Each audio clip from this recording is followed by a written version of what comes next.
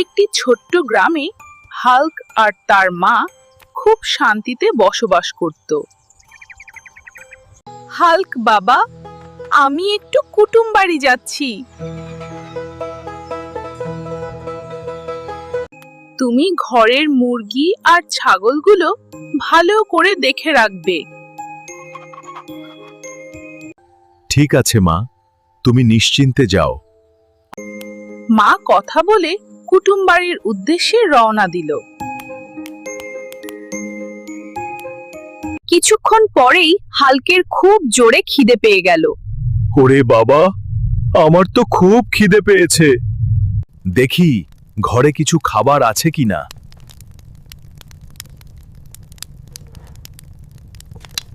ঠিক তখনই হাল্কের চোখ পড়ল একটি মোটা মুরগির দিকে। ওই মুরগিটা তো বেশ মোটা। খিদার জ্বালাই হুল্ক আর নিজেকে সামলাতে পারল না। এইবার তোকে আমি ধরব। অবশেষে হাল্ক মুরগিটাকে ধরে ফেলল। পেয়ে গেছি।